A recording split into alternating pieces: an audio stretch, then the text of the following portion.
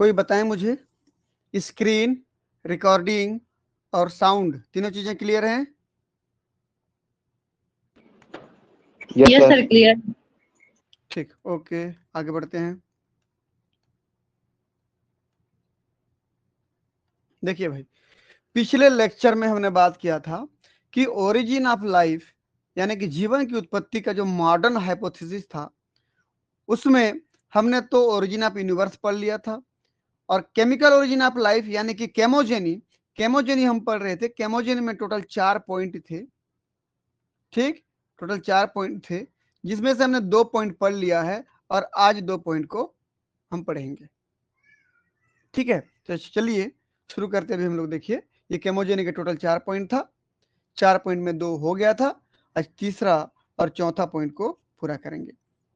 तो अब तक जो हमने पढ़ा था उसमें ऑर्गेनिक कंपाउंड के स्मॉल मॉलिक्यूल्स बन चुके थे, जैसे अमीनो एसिड वगैरह बन चुके थे, मिलर यूरे एक्सपेरिमेंट वगैरह सब पढ़ लिया था। उसके बाद सेकेंड स्टेप में हमने क्या पढ़ा था कि प्रोटीनोइड्स बने थे, कोसरवेट्स बनाया था हमने, और माइक्रोस्फीयर बनाया था। ठीक, यानी कि अब तक हमने सेल का मेम्ब्रेन जैसी स्ट्रक्चर हमने बना लिया था। अब अगले स्टेप में क्या होगा कि formation of nucleic acid, cell की मेम्ब्रेन जैसी संरचना बन चुकी है, अब क्या बनाना चाहते हैं हम लोग, उसके अंदर की न्यूक्लिक एसिड। न्यूक्लिक एसिड यानी कि जीन, जीन यानी कि डीएनए या आरएनए हो सकता है, समझ रहे हैं ना। न्यूक्लिक एसिड मतलब हो सकता है आरएनए भी हो सकता है और डीएनए भी हो सकता है, ये बनाना चाहते हैं अभी हम लोग। तो चलिए शुरुआत करते हैं। तीसरा point, step 3, formation of nucleic acid यानी कि the naked gene. Naked gene मतलब खुला जीन, खुला जीन मतलब ऐसा जीन जो किसी प्रकार की मेम्ब्रेन से कवर नहीं हुआ है। देखिए अब इस डायग्राम को समझिए, डायग्राम को समझ जाएंगे तो पूरा मामला समझ में आ जाएगा। ये जैसे देखिए आपके मोबाइल में लेफ्ट साइड के अपर कॉर्नर पे दिख रहा होगा 4 ठो अलग अलग चौकोन जैसा मैं स्ट्रक्चर दिखाने का प्रयास किया हूं, इन सबको मैं बोलता हूं न्यूक्लियोटाइड्स। न्यूक्लियोटाइड्स, न्यूक्लियोटाइड्स में यहाँ पर एडेनिन, गुआनिन, साइटोसिन, यूरासिल, भाई थायमिन भी होता है, लेकिन मैं भी थायमिन को नहीं बनाया हूं, मैं बस ये चारों बनाया हूं। ठीक, और ये जब न्यूक्लियोटाइड्स में जब पॉलीमराइजेशन होता है, क्या होता है बोला मैं, पॉलीमराइजेशन, तो आपस में जुड़ेंगे फास्फोडाइस्टर बॉन्ड के द्वारा। चलिए लिख लेते हैं यहां पर, मैं थोड़ा लाइन को सीधा कर देता हूं। यहां पर क्या हो रहा होगा, पॉलीमराइजेशन, ये तो न्यूक्लियोटाइड का जब पॉलीमराइजेशन होगा तो न्यूक्लियोटाइड आपस में जुड़ेंगी, कौन से बॉन्ड से जुड़ेंगी, कौन सा बॉन्ड बनाएंगी जी बताएं कोई, फास्फोडाइस्टर बॉन्ड रहेगा ना उनके बीच में। तो एक तरफ 5 प्राइम एंड रहता है, ये क्या होता है मोल बायोलॉजी में पूरा डिटेल से पढ़ेंगे हम लोग।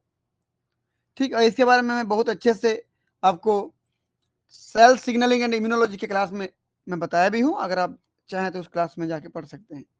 तो 5 प्राइम टू 3 प्राइम एंड, ये हो गया। और यहां पर देखिए तो ये जो मैं सिंबल दिखाया हूं कलर का, ये पिंक कलर का एडेनिन है, तो जहां जहां पिंक होगा ये एडेनिन हो गया। गुआनिन मतलब देख लीजिए आप लोग यहाँ पर डार्क रेड कलर का, एक गुआनिन हो गया मान लीजिए ये। साइटोसिन हो गया ब्लू कलर का, यूरासिल हो गया ये येलो कलर का। ये जस्ट समझने के लिए सिंबल था। तो ये कोई आरएनए बना, शुरू में क्या बना, आरएनए बना।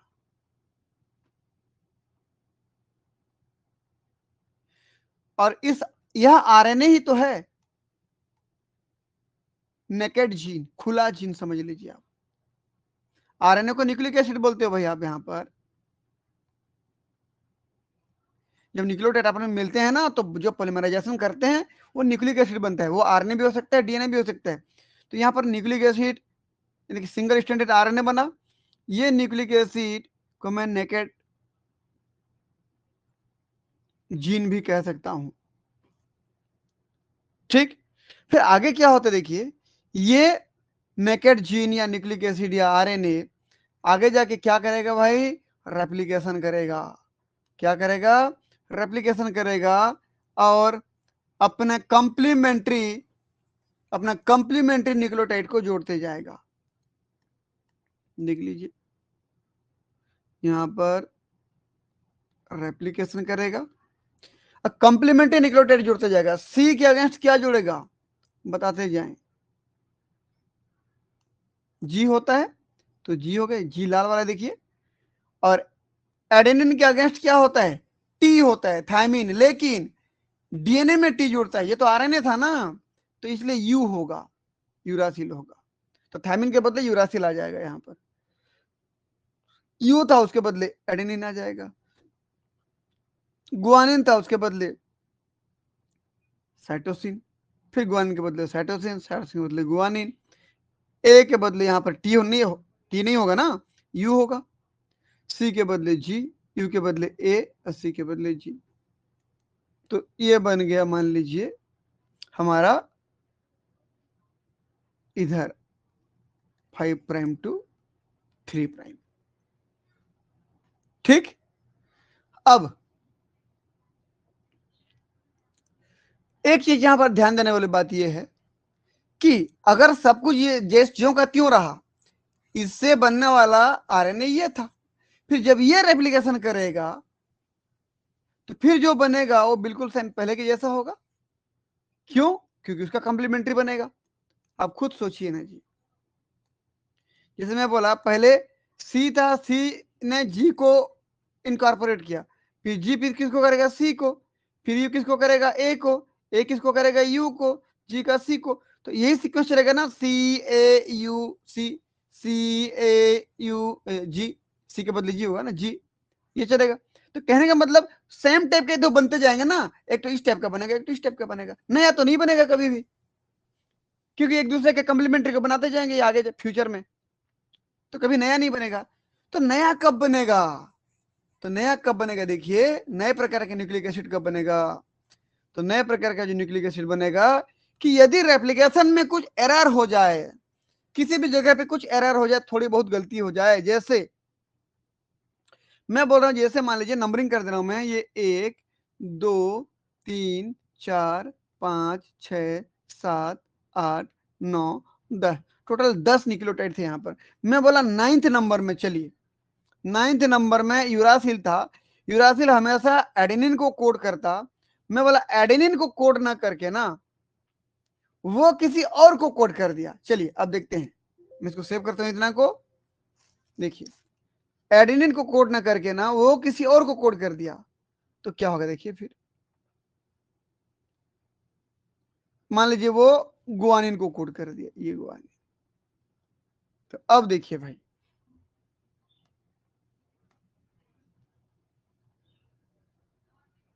बस थोड़ा सा, हाँ ठीक है, देख लीजिए। आप बताइए, अब यहां पर यूरासिल के बदले एडेनिन होना था, और एडेनिन का कलर क्या था, पिंक, लेकिन अब रेड वाला आ गया, मतलब गुआनिन आ गया। तो अब बताइए मुझे कि ये जो अभी नया न्यूक्लिक एसिड बना, आरएनए बना ये वाला, क्या ये जब आगे रेप्लिकेशन करेगा तो सेम इसके जैसे बनाएगा क्या, नहीं बनाएगा, अलग बना लेगा। अब आगे देखो कैसे अलग बनाएगा, देखो मैं करके दिखा रहा हूं आपको, यहां पर बोलते जाओ, जी के अगेंस्ट सी, यू के अगेंस्ट ए के अगेंस्ट यू, सी के अगेंस्ट जी, फिर जी, फिर सी, ए, जी के अगेंस्ट सी, सी, सी। अब ध्यान से देखिए आप लोग और बताइए मुझे क्या सेम बना क्या। चलिए भाई, हमेशा अपोजिट वाला बनता है ना, याद रखना, इधर 3 प्राइम था तो इधर 5 प्राइम बनेगा, इधर 3। और हमेशा जो सिंथेसिस होने का जो डायरेक्शन होता है नए स्टैंड में, हमेशा 5 प्राइम टू 3 प्राइम होता है, इसको याद रखना, ऐसे 5 टू 3 जाएगा। ठीक, अब मुझे एक चीज बताइए, पहले में सी ए यू ये है, यहां भी सी ए यू, ठीक है, जी जी सी, जी जी सी, ठीक है, ए सी यू, अब ए सी सी हो गया। देखिए अब सी तो लास्ट में सेम है, ठीक है, ये फर्क पड़ गया कि नहीं, ये वाला देखो भाई, पहले ए सी यू था, अब ए सी सी हो गया, नया न्यूक्लिक एसिड बना कि नहीं बना, बन गया ना। अभी क्यों बना ऐसे, क्योंकि रेप्लिकेशन में एरर हो गया था, गलतियां हो गई थी।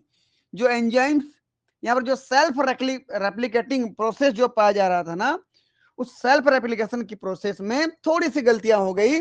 जस्ट कंप्लीमेंट्री को जोड़ना था, नहीं जोड़ पाए, किसी और को जोड़ दिया तो नया न्यूक्लिक एसिड यानी कि आरएनए बन गया। सुन पा रहे हैं मेरी बात, समझ पा रहे हैं कि नहीं बताएं? Yes sir. ठीक, तो अब बताइए आगे जो कोडान बनेगा, ट्रिपलेट कोडान। पहले एसीयू ट्रिपलेट कोडान बनता था, आरएनए में ट्रिपलेट कोडान होता है ना, पहले एसीयू था, अब एसीसी हो गया। भाई अलग ट्रिपलेट कोडान बन गया तो अलग प्रकार के अमीनो एसिड को कोड करेगा ना, अलग प्रकार का प्रोटीन बनेगा ना। तो यही से ही क्या आना शुरू हो गया, रेप्लिकेशन में एरर। रेप्लिकेशन में एरर आया तो नए नए न्यूक्लिक एसिड का बनना स्टार्ट हो गया। और इस प्रकार से आज देखो इतने प्रकार के आरएनए और डीएनए बन गए कि वैरायटी में वैरायटी पड़े हुए हैं। तो शुरू में कोई एक तो बना होगा ना, अब उनमें रेप्लिकेशन एरर होते गए नए नए प्रकार के न्यूक्लिक एसिड यानी कि आरएनए और डीएनए बनते गए। चलिए अब देखते हैं यहां पर। तो इन सब बातों में एक बात यह है कि क्या होगा तो नए नए न्यूक्लिक एसिड बनेंगे।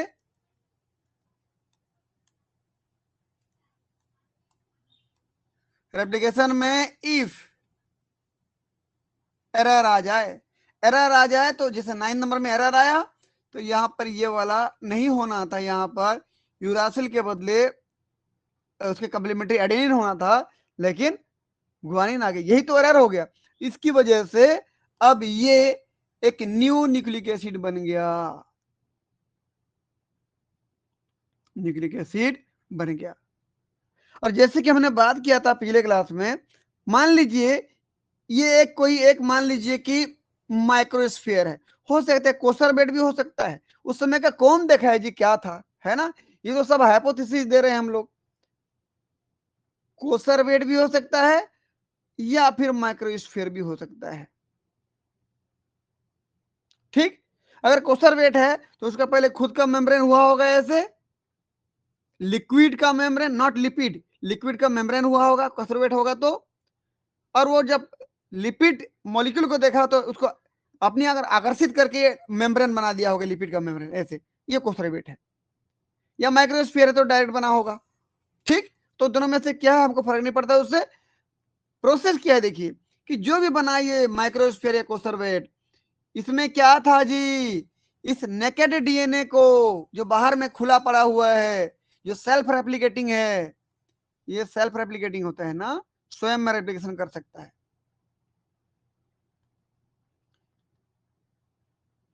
सेल्फ रेप्लिकेटिंग ऐसा होने की वजह से कई सारा कॉपी बना लेगा अपना, और जहां जहां एरर होते जाएगा नए नए प्रकार के न्यूक्लियोटाइड जुड़ते जाएंगे तो नए नए प्रकार के न्यूक्लिक एसिड बनते जाएंगे। ये न्यू न्यूक्लिक एसिड बनते जा रहा है। तो चलिए, तो क्या हुआ, इसको क्या करता है ये देखिए डायरेक्ट एब्जॉर्ब कर लिया कोसर वेट या माइक्रोस्फीयर ने, तो ये एंटर हो गया भाई, एंटर हो गया डायरेक्ट अंदर। अब जब डीएनए अंदर आया, आरएनए अंदर आया, आरएनए मान के चलिए उसको अभी, क्योंकि सबसे पहला जो न्यूक्लिक एसिड बना था वो आरएनए था। और आज से कितना बिलियन साल पहले बना था, लगभग लगभग 3.5 बिलियन ईयर एगो सबसे पहला आरएनए बना होगा। समझ में आया ना?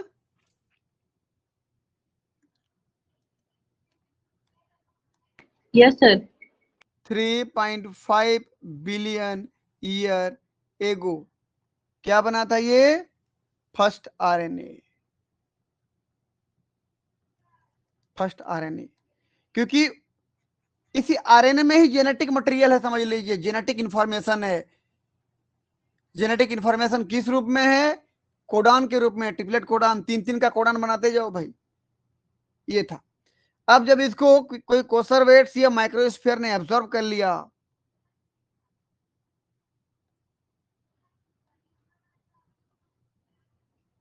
एब्जॉर्ब कर लिया, तो मैं इसको बोलूंगा फर्स्ट लिविंग सेल्स या फर्स्ट लाइफ कह सकता हूं मैं इसको, फर्स्ट लाइफ। क्योंकि अब ये आरएनए जो था, हो सकता है क्योंकि यही आरएनए ट्रिपलेट कोडान था, अब इसमें ट्रांसलेशन की प्रोसेस होगी, ट्रांसलेशन होगा, और ये अमीनो एसिड को कोड करके आखिर में जाके फाइनली प्रोटीन बनाएगा, जो आज की दुनिया में हमको देखने को मिलता है हमारे बॉडी में। क्लियर है? तो ये फर्स्ट लाइफ हो गया। तो फर्स्ट लाइफ आज से लगभग कितने साल पहले आया बोलने पर 3.5 बिलियन ईयर एगो। ठीक, समझ में आया कि नहीं?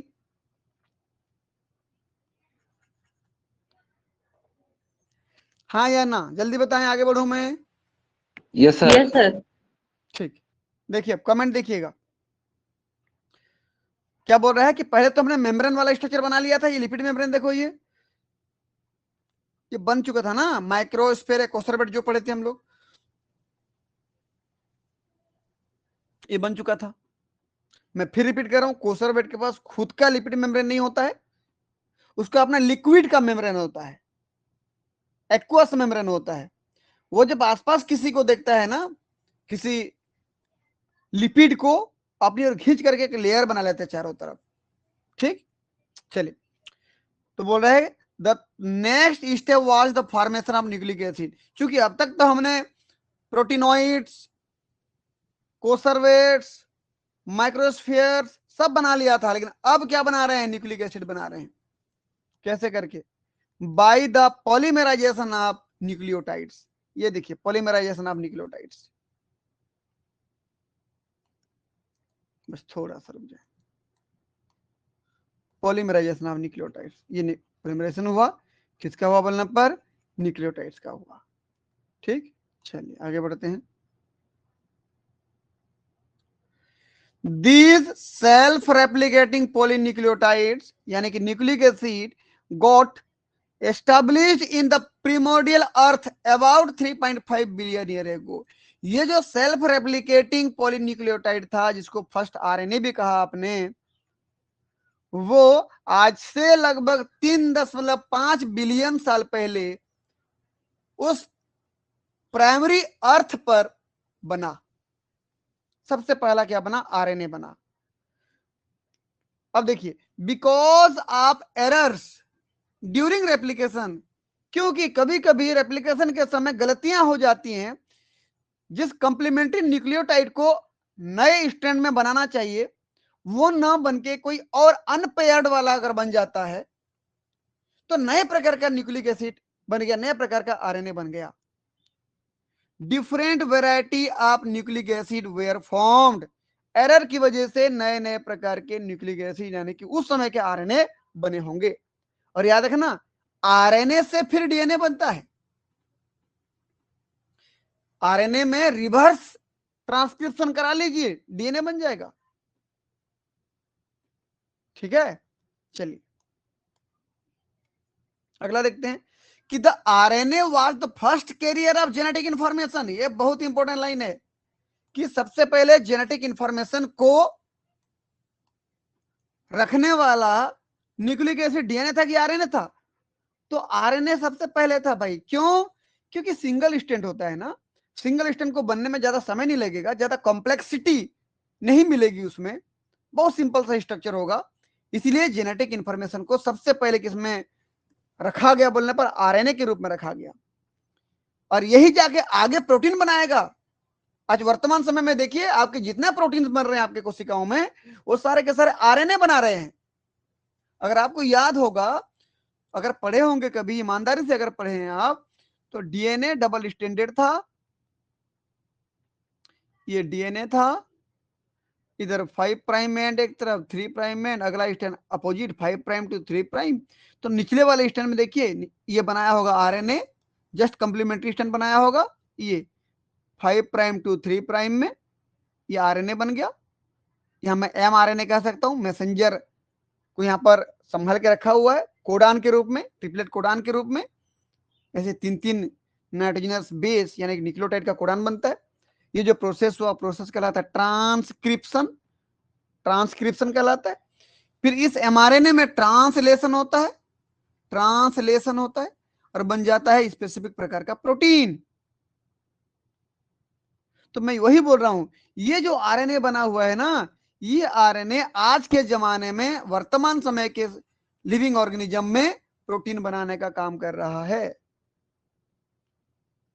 ठीक। और यहां पर जो ट्रांसक्रिप्शन हुआ, डीएनए से आरएनए बना, अगर मैं रिवर्स ट्रांसक्रिप्शन करा दूं तो आरएनए से डीएनए बन जाएगा। रिवर्स ट्रांसक्रिप्शन उल्टा कर लो। और डीएनए और आरएनए में क्या अंतर है? DNA double standard, RNA single standard. DNA में एडेनिन, गुआनिन, ये प्यूरिन है, साइटोसिन और थायमिन, ये पिरिमिडिन है, ये रहते हैं। जबकि एमआरएनए में एडेनिन, गुआनिन, साइटोसिन और थायमिन के बदले यूरासिल रहता है। इतना अंतर है एमआरएनए में। ठीक है ना। और अगर स्ट्रक्चर पे जाओ, फिर डीऑक्सीराइबोस की बात अगर करोगे तो फिर वहां पर फिर चीजें अलग हो जाएंगी भाई, है ना। डीएनए में जो सेकेंड नंबर का जो कार्बन होता है पेंटोज शुगर का, वहां पर ऑक्सीजन नहीं होता है, केवल हाइड्रोजन होता है, तो डीऑक्सी हो जाता है। जबकि आरएनए में पेंटोज शुगर में सेकेंड नंबर कार्बन पे हाइड्रोक्सिल ग्रुप होता है, OH होता है। तो वो अंदर की बात हो गई। उसको जानना है तो आप हमारे बायोकेमिस्ट्री के क्लास को या मोलिकुलर बायोलॉजी के क्लास को, या फिर मैं जो क्लास लिया हूँ इम्यूनोलॉजी एंड सेल सिग्नलिंग की क्लास में ये सब बताया हूँ। ठीक है, चलिए आगे बढ़ते हैं। तो बोल रहा है कि the RNA was first carrier of genetic information because it guide the protein synthesis in present day, क्योंकि वर्तमान समय में ये प्रोटीन सिंथेसिस करता है। ठीक।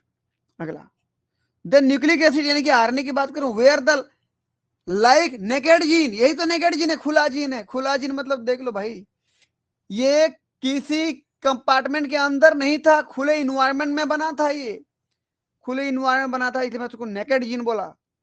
जीन इसलिए बोला क्योंकि यहां पर जेनेटिक इंफॉर्मेशन कोड के रूप में मौजूद है। Because it's first step formation is defined as non life and then life, क्योंकि वो पहले नॉन लाइफ कंडीशन में था, फिर लाइफ में आया। मतलब सब पहले नॉन लाइफ था, बाहर में था ना, नॉन लाइफ था, फिर किसी माइक्रोस्फीयर या कोसरवेट के अंदर आया, तो अब ये लाइफ बना, पहली बार यहाँ पर लाइफ बना। तो नॉन लाइफ से लाइफ में जो आया था वो एमआरएन सॉरी आरएनए था। एमआरएनए मत बोलना, आरएनए था, नॉट डीएनए। डीएनए तो बाद में बना है, पहले सिंगल स्टैंडर्ड बने होंगे तो आरएनए थे, बाद में फिर डबल स्टैंडर्ड हुए, तो धीरे धीरे फिर डीएनए बन गया होगा। क्लियर है कहानी? समझ में आया तो यस करके बार जरूर भेजें आप लोग।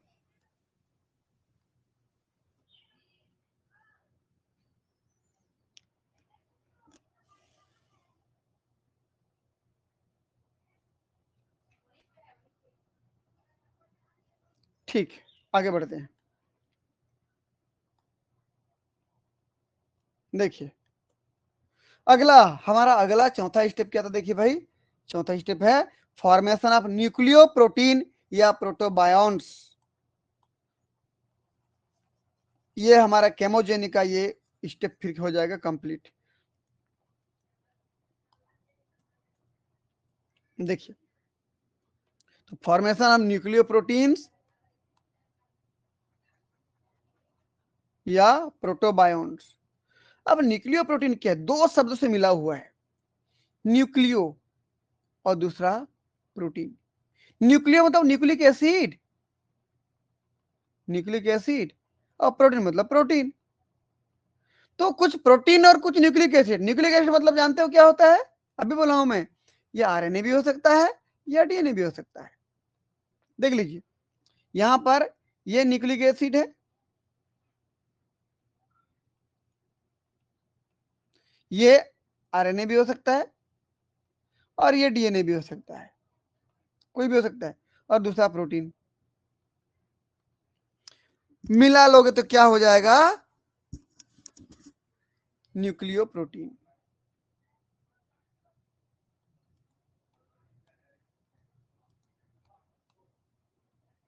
न्यूक्लियो प्रोटीन का कॉम्प्लेक्स बन जाएगा। क्यों? क्योंकि देखिए ये जो प्रोटीन होंगे बेसिक नेचर के होंगे, क्षारीय प्रकार के। ठीक। न्यूक्लिक एसिड डीएनए या आरएनए बोलता हूं, नेगेटिव चार्ज के होते हैं भाई। DNA RNA negative charge, phosphate की वजह से फॉस्फेट में नेगेटिव चार्ज होता है ना, इसकी वजह से नेगेटिव होता है ये। भाई डीएनए आरएनए में जो न्यूक्लियोटाइड रहते हैं, न्यूक्लियोटाइड में क्या क्या रहता है, एक नाइट्रोजनस बेस, दूसरा पेंटोस शुगर, तीसरा फॉस्फेट। फॉस्फेट नेगेटिव चार्ज होता है, उस नेगेटिव चार्ज की वजह से हमारा न्यूक्लिक एसिड यानी कि डीएनए या आरएनए जो बोलो आप, उन नेगेटिव चार्ज का होता है। और बेसिक प्रोटीन जो होते हैं वो पॉजिटिव चार्ज के होते हैं। कौन से चार्ज के होते हैं जी ये लोग, पॉजिटिव चार्ज के। अब क्या हो गया, पॉजिटिव चार्ज एक दूसरे को अट्रैक्ट करेंगे, अट्रैक्ट करते हैं तो ये कॉम्प्लेक्स बन जाता है। जब कॉम्प्लेक्स बनता है तो उसको बोलता हूं न्यूक्लियो प्रोटीन कॉम्प्लेक्स। समझ में आया, ये बन गया। ये जो बेसिक प्रोटीन बोल रहे हो ना, आज अगर हम यूकैरियोट्स की बात करें तो हिस्टोन प्रोटीन पाए जाते हैं अगर पढ़े होंगे तो। हालांकि प्रोकैरियोट्स में नहीं होते वो, वहां पर कुछ और प्रोटीन होते हैं, समझ रहे हो ना। तो बेसिक प्रोटीन समझ लीजिए यहां पर। तो शुरू में जब आरएनए डीएनए बना होगा, आरएनए बना होगा, उनके साथ प्रोटीन जुड़ा होगा बेसिक प्रोटीन, तब जाके न्यूक्लियो प्रोटीन्स बना होगा। ठीक, तो देख लीजिए, due to aggregation of giant molecule of nucleo protein. Nucleo protein बड़ा मॉलिक्यूल होगा ना, आप खुद सोचे नहीं, इतना बड़ा आरएनए और इतना सारा प्रोटीन जुड़ेगा तो डबल हो जाएगा ना, अब तो बड़ा हो जाएगा, इसलिए जायंट बोला गया है।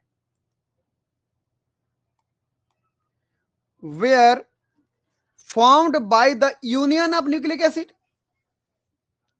न्यूक्लिक एसिड के मिलने से किसके साथ, एंड बेसिक प्रोटीन, ये बेसिक प्रोटीन मिलेगा तो जाके न्यूक्लियो प्रोटीन बनता है। अगर एग्जांपल देखें क्या क्या न्यूक्लियो प्रोटीन हमारे पास हैं वर्तमान, मतलब उस समय क्या बने थे शुरू में, तो क्या था देखिए, तो शुरू में प्रोटो राइबोसोम, एक शब्द देखिए, राइबोसोम बनने के पहले की स्टेज क्या थी, वही प्रोटो राइबोसोम। आप देख पा रहे होंगे, इधर देखिए तो ये न्यूक्लिक एसिड है, न्यूक्लिक एसिड में आरएनए होता है, आरएनए बोलते हैं जिसको आप, राइबोसोमल आरएनए, और यहां पर बीच में होता है प्रोटीन, और दोनों मिला के एक राइबोसोम बनने के पहले की स्थिति है ना, तो प्रोटो राइबोसोम यानी कि न्यूक्लियो प्रोटीन। बस थोड़ा सा हो गया ना,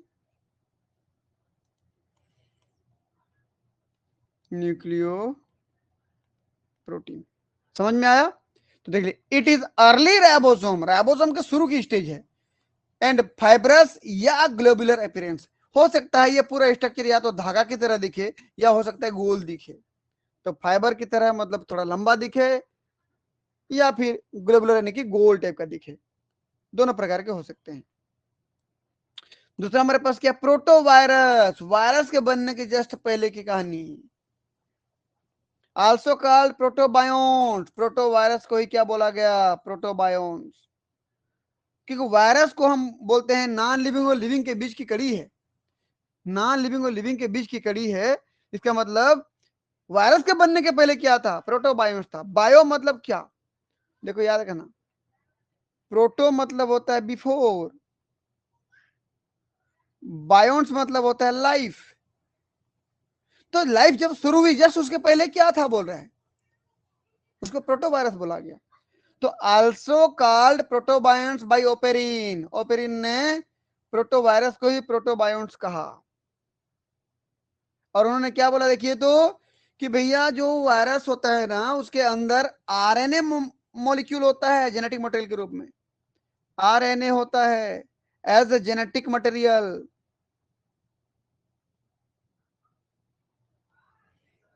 जेनेटिक मटेरियल, ठीक, आरएनए होता है,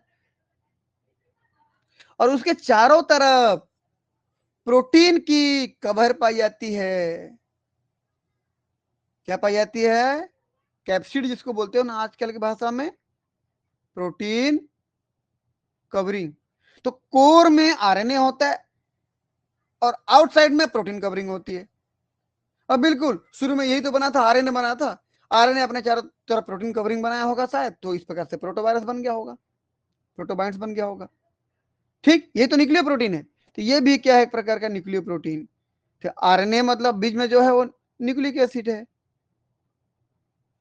न्यूक्लिक एसिड, और प्रोटीन तो है ही, तो न्यूक्लियो प्रोटीन बन गया ये। तो also called free living gene. Free living gene क्यों बोला गया? क्योंकि यहां पर जो वायरस है वो वायरस एक प्रॉपर लिविंग सेल के अंदर नहीं है, एक वायरस के अंदर है, प्रोटीन कवर के अंदर है। Because it has nucleic acid core and protein covering. उसके कोर मतलब सेंटर में प्रोटीन न्यूक्लिक एसिड होती है, यानी कि आरएनए होती है, और चारों तरफ प्रोटीन कवरिंग होती है। यही आरएनए जब आगे डेवलप हुआ तो डबल स्टैंडर्ड आरएनए बना दिया। एक आरएनए था अपना कम्प्लीमेंट्री बना के बीच में हाइड्रोजन बॉन्ड बना लिया। जब हाइड्रोजन बॉन्ड बना लिया तो डबल स्टैंडर्ड आरएनए बन जाएगा। देखिए, तो इसी से ये बन गया। या अगर जो था वही लगातार डेवलप होते गया और सेम प्रकार का बनाते गया। तो सबसे पहले जो न्यूक्लियो प्रोटीन बना होगा वो प्रोटोराइबोसोम भी हो सकता है या फिर प्रोटोवायरस भी हो सकता है। समझ में आया कहानी?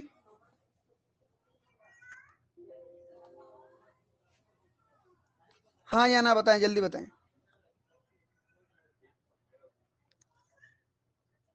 सुन पा रहे हैं कि नहीं जी? Yes sir. ठीक, तो ये हो गया हमारा केमोजेनी का 4 स्टेप कंप्लीट। तो केमोजेनी में जो 4 स्टेप हमने पढ़ा, इन चारों स्टेप के लिए आपको क्वेश्चन दिया जा रहा है। ये प्रैक्टिस सेशन में, इस प्रैक्टिस सेशन में ऑब्जेक्टिव टाइप के क्वेश्चन 5 दिया गया है। आप इस क्वेश्चन के आंसर को आप लिख के रखिए। अगली क्लास में हम इसमें बात करेंगे और आप अपना आंसर मिला लेना, कितना सही कितना गलत। प्रयास करना, बिना आप इसको पढ़े उसका उत्तर देने का प्रयास करना एक बार वीडियो देखने के बाद। क्वेश्चन पढ़ करके वीडियो को बैक करके मत देखिए, फिर उसमें फिर आप फिर क्या, वो तो सब वीडियो में है ना। तो ये 5 क्वेश्चन प्रैक्टिस सेशन के हैं। तो अगले क्लास में हम क्या पढ़ेंगे? अब केमोजेनी के बाद बायोजेनी, ये हमारा नेक्स्ट क्लास रहेगा। ठीक है।